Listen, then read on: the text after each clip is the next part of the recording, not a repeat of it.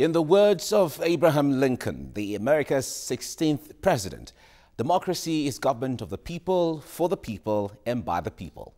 The last decade has seen democratic governance thrive in most parts of Africa, with countries like Malawi, South Africa, and Egypt recently going to the polls. In Nigeria, May the 29th of every year is commemorated as Democracy Day. It has been 15 years of uninterrupted democracy since 1999, when Nigeria returned to civilian rule under President Olusegun Obasanjo. Now, this was after democratic elections were held following the death of military ruler General Sani Abacha a year earlier. Hello and welcome to Africa Today. I am Mike Okwoche. Now, what are your thoughts on democracy in Nigeria in the last 15 years? You can talk to us on Twitter at TVC Africa Today or send an email to africatoday@tvcnews.tv. We'll take this report now, and Africa Today will be right back. Welcome on board.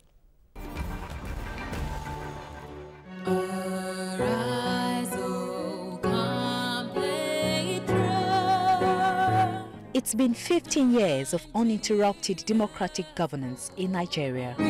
As the national creed blares, the memory of the 1999 election that ushered in a transition from the many years of military governance to civilian rule is quickly brought to mind. Citizens say the era came with its own benefits after many unproductive years under the military. 15 years Nigeria has been on a democratic path. Looking around us, we see very many things to be grateful to the government of Nigeria and ultimately to God. 15 years of uninterrupted democracy in Nigeria is a good thing. The people have a lot of gain, a lot of things to celebrate, to be happy for. One of them, freedom of speech. 15 years in the life of any nation, we expect more transformation to have been recorded. You will agree with me that greater percentage of Nigerians are still lacking access to water and sanitation. I'm talking about education. One of the tertiary arms of education, polytechnic, are still on strike, and this is the 11th month going. People coming with diverse policies that is not benefiting the citizens. What we need to do is to tackle issue of corruption that has to do with those in government. A lot of youths on ground now that they have no job. The level of education should have a standard and eradicate corruption totally. They are of the view that the process of building a strong, united and democratic society doesn't come easy, and they want government to strengthen the nation's institutions in order for the country to thrive. An unusual voluntary handover of government from the military to a civilian happened in Nigeria a decade and a half ago. Now, it ushered in an era of regular elections, the return of civil society, free press, and an end to arbitrary arrest and torture. Joining us to look at the issues that emerged in recent times, we have Ahmed Jaji, a political analyst and convener of the Never Again movement in Nigeria. You're welcome to Africa Today. Good evening. You're welcome. How are you doing? Well, fine, certainly. And also in the studio, we have Japhet Omojuwa, a blogger and a social media entrepreneur. You're welcome to Africa Today. The pleasure is mine. You're welcome. Thank you. All right, let's start it this way. 100 years of existence as a nation, 54 years as an independent country, and 15 years of democracy. How would you rate Nigeria as a country? What kind of country would you describe Nigeria in social political terms? Well, Nigeria, like you rightly put it, in social political terms, I would say Nigeria is a land blessed with milk and honey, but being mismanaged by those who it pleases God to put in charge of these resources. And well, maybe as we go along, wobbling and fumbling, apology to Faniamu. Maybe we'll get it right one of these days. All right. Now, Omojuwa, you have traveled countries of the world. You've traveled to many countries in Africa. And so many other African countries look up to Nigeria one way or the other. But you have come back home as a... How would you describe how Nigeria is being rated amongst other African countries and even in the world? Disappointment. That's the truth. I'm not going to lie to you. People are disappointed. And why would anyone be disappointed in something? Because you expect more. Africans expect a lot more from Nigeria. Nigeria has, over the years, under-delivered. Nigeria continues to under-deliver. As we speak right now, Nigeria is under-delivering. But that's not to say that there is nothing good to look forward to with respect to the future. That's not to say that we are not in a much better place when it comes to one or two other things. But generally speaking, Africa, the diaspora, is disappointed. All right. Now, Nigeria, the system of government that is practiced in Nigeria, in 1960, Nigeria tried to test the parliamentary system but it failed in 1966, and then they decided to come up with the presidential system in 1979. As it is, so many Nigerians are still, especially in the ongoing national conference, some people are saying we have to go back to the parliamentary system. The problem is it is too expensive to run a presidential system and so on. Now, is the challenge the form or system of government? I don't think it's the form of system of government. If you look at the preponderance of those who constitute membership of the so-called national conference, they are the people. Okay, we are second generation because I was born in the 50s. Okay, these are people that were born in 40s and 30s, and they made the parliamentary system not to work because we got independence in 1960. We became Republican in 1963. Army took over in 1966. So what are we talking about? They messed it up, and they are still there now. They are refusing to go. When we were young, we were called leaders of tomorrow. I'm getting, very close, over 60 now. When am I going to be a leader? I've been Danjuma 29, Yakubu Gowon 134, Obasanjo retired at 42. They were leaders in their own right, and they were very youthful. But if people like us, they promised to be leaders of tomorrow, we are now in our twilight. Because if anything happens to me now, I won't say I died wrongfully, like Fela will say. I have children, I have this, I have that, But you see, those who are supposed to leave the scene, go to Ghana. And I've been telling people that we should make use of Taco Passing. Passing is an American sociologist. He said, if you don't get your political setting right, nothing will work. And Nigeria is a typical validation of that thesis. Go to Ghana, the average age of a Ghanaian leader now, minister and whatever, between 35, 45. And things are working in Ghana, though it's not yet Uhuru, but you can see the potentials are there. In Nigeria, what do we find? Those who have been there since 19 whatever, they are still there. They manipulated the 1999 constitution to favor them. It's still favoring them. And they are now putting, different meanings into common English language all of us understand. Corruption. Stealing is not corruption. And some time ago, a military ruler, it's late now. Later, Ikomu said misapplication and misappropriation, they are two different things.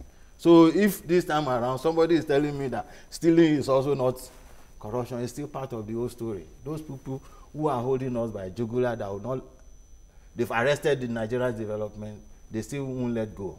All right, talking about the age bracket, well, as a young person, there are so many of these historical things you read about the history of Nigeria, as the case may be. But do you think the bigger problem is about the age bracket that's No, for me, I don't think age should be a currency for leadership.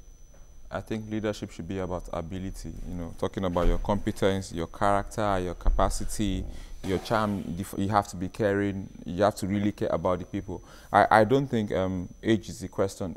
Of course, people are talking about age because the people there, when they were young, they messed it up. So how can they get it right when they are more or less, close to the exit, generally speaking? So for me, it's about, when you talk about the system, it's not about the system, it's about the right people. If you have the right people in place, even if you have a seemingly bad system, they would at least make that system work. If you have the wrong people in place, if you have a renowned good system, they will make that good system not to work.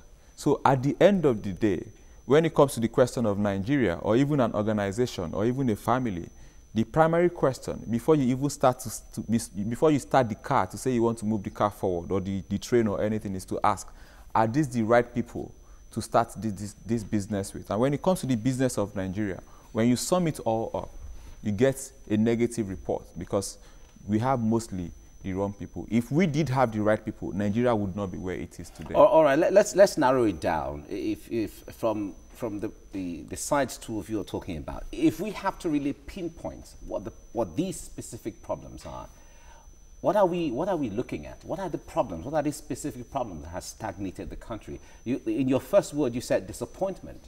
Why is Nigeria a disappointing nation? What's Nigeria's vision? Nigeria is a visionless country. We don't have no vision. And when I say vision, I don't mean some scam vision, whatever. I mean a national vision of who we are as a people. Today, an average Nigerian sees he or herself as the national unit, Igbo, Hausa, Yoruba, and all those stuff. So there is not even cohesion. There is no coming together. The fact that we have a geographical space called Nigeria does not mean that we have Nigeria. Till tomorrow, we still have even these so-called leaders. They claim Nigeria when it's convenient. But when it's not convenient, they remember that it's our turn to be the president. It's our turn to supply the Minister of Finance and stuff. Even at that level, and if those guys don't get it right, when you pour water, you pour it from the top. Whatever they get wrong also trickles down to the people. So we need to start from the start, which is to say that what's the vision of this country? And you cannot have a vision if there is no coming together. And that coming together has not happened. And please don't tell me the coming together is going to come from this national confab. Because the national confab has been on for months now, and it doesn't even look like the car is going to get started. We have to find a way to have that coming together. And at that coming together, we have to define exactly what vision we want. Until we do that, you can do a new constitution, you can have elections in 2015, you can have elections in 2019, you can do this and do that. We're not going to get it right. It's okay. Now, Jaji, so many people, many national statesmen at some point or the other have said that the military had done a very big disservice to this country. Now, he's talking about the fact that we don't have a vision, or the country seem not to have a vision, as the case may be. But what is the impact of military rule in Nigeria? Do you think it had any role in the disappointment he mentioned earlier on? Yeah. To a very large extent, I will agree with those who hold that kind of view. But when you look at it, the Yorubas will tell you that if the wall hasn't cracked, the lizard wouldn't have the opportunity of, entering. If those who took over from the departed military colonialists, if they had done it the way it should be done, maybe the military would not have the excuse to have taken over already. Okay. But you see, Omojuwa made a reference to something earlier on, ethnicity. Right. The problem of Nigeria now, we have is a twin problem, ethnicity and religion. And this is the most important tool of subjugation, which our rulers are using to divide this nation. If we will sit down on a looting table, you take this, you take that. If I feel cheated, and I remember that, yes, I'm a Yoruba man from Ilorin, and I go back home, that my people, come and see them, they are cheating your people. And my people too, gullibly, will not even think that when this man was there, he never brought anything home. Instead of bringing this thing home, establishing industries for our sons and daughters to be employed, he carried this money to Cayman Island. Then they take up arms, go and fight everybody. Just like Asaru Dokubo is doing now in the South. If you do anything to Jonathan, if Nigerians decide to vote Jonathan out, Asaru Dokubo has given us warning that whether we like it or not, they are going to fight. But we say, let us reach the bridge. When we get there, we know how to cross it. So when you look at these twin problems, it has afflicted the military, it has afflicted the civilian. So what I'm saying in essence is that the problem is a Nigerian one, whether military or civilian. The military did something. I could remember when the likes of AIDA, super permanent secretaries, Nigeria had 5-year development plans. Do we have them today? It was during the military that we have this, what you call, all this steel rolling mill, third Malam bridge.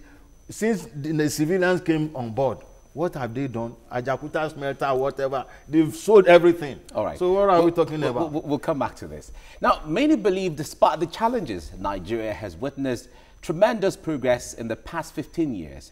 Others say there are a lot of unfulfilled promises by government amidst a growing level of poverty, insecurity and corruption in the country. We'll go on a quick break, and Africa Today will be right back.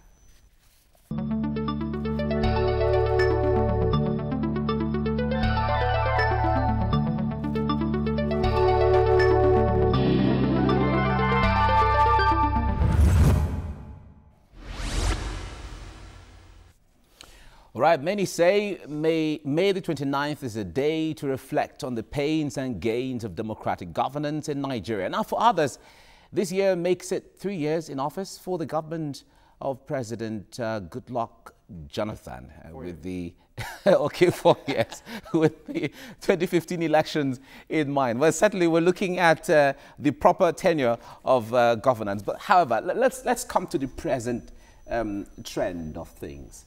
Now, someone would say the biggest problem right now, or the most visible, is insecurity. But someone said that the most visible issue is not security, it's even corruption. And someone would say it's poverty. Okay, fine. Let me ask you, what do you think is the most visible problem right now, and why? The fact that we have 3 fundamental problems screaming to be the most visible is actually the most visible problem. The fact that we cannot even say it's just one and say others are fine. If you pick insecurity, insecurity would argue very well to say I'm the most visible problem. If you pick poverty, 54% extreme poverty, 71% poor, 54% extreme. So that means for every 10 Nigerians on the road, and when I was actually coming, I was coming from Yaba, I was looking at the faces of the women selling by the roadside, and I was shedding tears inside of myself. These guys are just, I was summing up the total cost of what they were selling, and I realized that things are really, really bad. So poverty would scream and say, yes, I'm the most visible problem. Insecurity, poverty, impunity. Look, we've always had issues with corruption, but we've reached astronomical, stratospheric level now, unimaginable levels now, to the point where we have to even now start redefining what is corruption and what is stealing. Then there's another thing that you have to also pay attention to, bigotry. The current administration is at the forefront of using religion to divide and rule the people. I think these 4 issues, and I think some other person would come on this and actually even give you 10. But when you look at these 4 issues, even if we wanted to move this Nigerian car forward, these things would drag us backward. Okay. Now let's hold it this way. Let's take security because one way or the other, it has really called for attention across the world as regards what's going on right now. The Bring Back Our Girls campaign is really very visible amongst world leaders and so on. Now, let's come back home to the role the government is playing using the military and so on. Now, someone will say that Nigerian military used to be the best equipped and best trained on the continent, but it became very difficult for them to handle the situation. Now, what would be responsible for this ineffectiveness? You see, to me, I did my graduate work on national security. Okay. It's there in University of Ilorin for everybody to see. So I do take a lot of interest in. Nigeria gave indication that army has been badly depleted as far as equipment is concerned when General Obasanjo gave away cheaply Bakassi Peninsula. Because we believe that if Nigeria had been fully armed, it's a matter of deploying soldiers to that place, and Cameroonians too, you will just be watching one another. We call it MAD, mutually assured destruction. But the moment the man ceded that place to Cameroon, the general belief was that these people, they've finished Nigerian army, they are no more buying equipment for them. And it's because the fear of coup making is the beginning of wisdom for civilians. So Obasanjo started it, and subsequent governments also did it. And we are always shown on the paper every year or budgetary allocation that the security system has been given so much. And like they say, appropriation and misapplication. They're two different things. Yes, all you need to do with the humongous allocation you give to military, you just have to divert it. That's what we do in government. We call it environment. Item A under miscellaneous, you take it to bush clearing. All you need to do at ESCO level is to agree that move it from that place and it becomes legal. So that was what really happened to the military. Deliberately, they underfunded the military, and I have a similar experience. Ghana recently, I went to Ghana, and what Ghanaians did was, all UN soldiers, Ghanaian, this thing, they've been buying equipment for them. So when you go outside Nigeria as a military person, you are not taking Nigerian arms with you. Okay. UN will provide you with. So we never knew about this until this menace of Boko Haram, and it has, clearly blown open the nyash of, excuse my language, of the end. We are now looking at it coldly, and they are not ready to tell us that yes, some people deliberately mismanaged even the little they were given. And that they must be called to question, because the impunity, ministers will spend money anyhow they want and nobody will call them to order.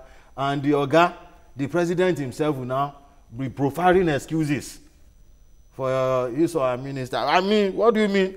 The parliament has the prerogative of, what do you call it, oversighting function. Yeah. So if they can call any minister 10 times in a year, nobody gives, so long as the need arises. But see what is happening now. A minister just went to court, and the court has now said the parliament cannot provide, cannot even do its own job. So what are we talking about? Okay. Now, someone would argue that being democratic does not necessarily mean being prosperous. Now, Libya was not necessarily democratic under Muammar Gaddafi. Egypt wasn't necessarily democratic under Hosni Mubarak. But the countries did really well, especially Libya, as the case may be, even far better than some so-called democratic African countries at the time. But why is it that those who are democratic are not necessarily prosperous when it comes to this? Because the question is not about democracy. You can have democracy and be poor if you have the wrong people running your democracy. Because do not forget that whether it is democracy or whatever you want to call it, these are tools. They are tools in the hands of men. If I give you a gun and a child is under danger, that gun in your hands could save a child.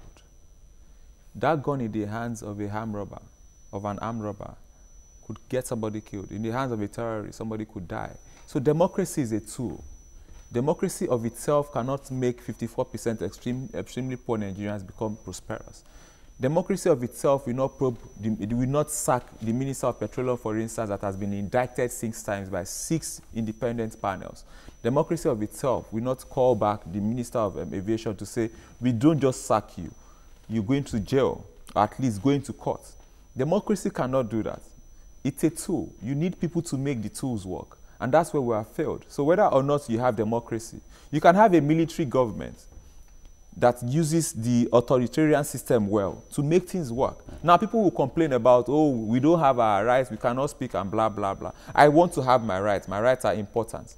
But essentially what I'm saying is, if you have the wrong people using the right tool, you get the wrong results. They'll be abused. It will be abused. Okay. So it's not about democracy. It's about the wrong people using this good tool for their own wrong ends. Okay. As we round off now, what are your projections for the country? Now, someone says that the worst times for Nigeria will be during the civil war, and nothing else is going to bring Nigeria to its knees. But that's being optimistic, but what's your projection for Nigeria in coming years? My projection for Nigeria in coming years has to do with, like I said earlier on, I'm a disciple of Tako Passing. I want us to get our election right. Okay. If you get our election right, maybe we will get the right people in government. It's okay. But the way INEC is going now, is giving me a lot of, concern. They have a card that they say if you put all your 5 fingers, it will eliminate so many bad things and multiple voting, and the rest. But INEC is now telling us that they cannot use that card for election, very small election in Ekiti State, or very small election in Osun State, that they are now waiting for the bigger picture. INEC that went to Anambra could not conduct a credible election. So I'm very, very afraid now that the way things are going, we might not get 2015 election right, and we still be groping in the dark. God save Nigeria. God will save Nigeria. What's your projection? I'm not going to project into the future so much because today, the Nigeria we see today is a function of the Nigeria that we had yesterday, the accumulation of things that people did yesterday. The future, it's a function of the things we're doing today and the things of yesterday. So let's, whoever is watching this, imagine that future based on the Nigeria that is happening today. So essentially, if we do not correct the things that we're getting wrong today, there's no point defining what tomorrow looks like because the picture of tomorrow is already being painted right now. It's all right. Omojuwa, thank you very much for coming on Africa Today. And I'm a Jaji. Thank you very much. I feel very honored being on the same set with you. The pleasure is mine. You're welcome. All right, it has been 100 years as a nation and 54 years as an independent country, Nigeria, and has witnessed 15 years of uninterrupted democratic governance. Now, while democracy remains the best system of government for the people, of the people, and by the people, many say it will not survive in a land of hardship, poverty, and insecurity. Now, these are trying times for Nigeria, and the responsibility of the country's democracy lies with everyone to make a great nation. Now, perhaps it is just half of a yellow sun with better days ahead. That's our show for today. You can watch previous episodes of the show on youtube.com/TVC Africa Today. And until we come your way again, I am Okwoche. And remember, this is Africa. Bye for now.